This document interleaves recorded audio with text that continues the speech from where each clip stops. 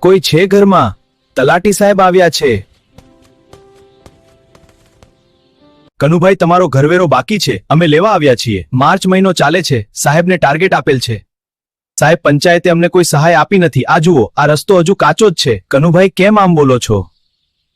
રસ્તો યોજનામાં મૂકેલ છે, ટૂંક સમયમાં થઈ જશે. સાહેબ, આવું તો હું 5 વર્ષથી સાંભળું છું.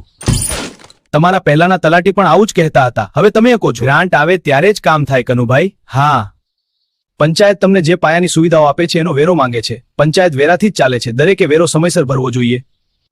કનુભાઈ, તમે તો સભ્ય રહી ચૂક્યા છો અને તમે જ આવી વાત કરો છો તો બીજાને અમે કેમ કરી સમજાવશું? હું સભ્ય હતો ત્યારે મેં કહ્યું હતું આ રસ્તો બનાવો, પણ સરપંચ ના માન્યો. નિર્ણયો તો પંચાયત બોડીએ જ લેવાના હોય ને કનુભાઈ.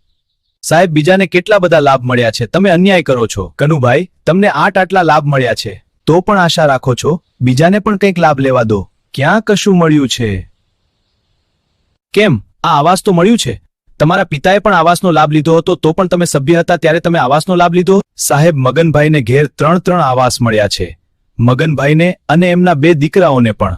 બધા નિયમો અમારા માટે જ. એ પણ ખોટું જ છે. અગાઉ તમારી બોડીએ જ કરેલું છે. હા, સાચી વાત.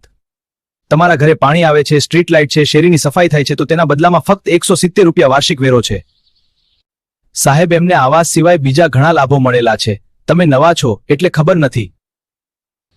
એમ કહો તો વિનુભાઈ, એમને કયા કયા લાભ મળ્યા છે?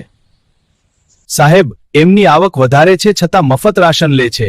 ટ્રેક્ટરમાં સહાય, બોરમાં સહાય, આયુષ્માન યોજના, પીએમ વિશ્વકર્મા વગેરે અને કિસાન સન્માન નિધિમાં પણ પૈસા મળે છે. અને નાની મોટી બીજી ઘણી યોજનાઓનો લાભ એ લેતા રહે છે. કનુભાઈ, લાભ તો તમે બહુ લો છો. ખાલી 170 રૂપિયા વેરો માગીએ છીએ અને એ પણ વાર્ષિક. સારું સાહેબ, કાલે પંચાયતે આવી ભરી જઈશ, પણ થોડું અમારી સામે જોજો. સારું કનુભાઈ, અમે નીકળીએ, કાલે મળીશું. 170 રૂપિયામાં આ ભાઈને લંડન જેવી સુવિધા જોઈએ છે. આટલા લાભો લીધા પછી પણ સામાન્ય વેરો નથી ભરવો. બીજા કેટલા આવા ઘરો છે? આવી રીતે કેમ વેરા વસૂલાતનો ટાર્ગેટ પૂરો થશે? સાહેબ, ગામે ગામ આ જ હાલત છે.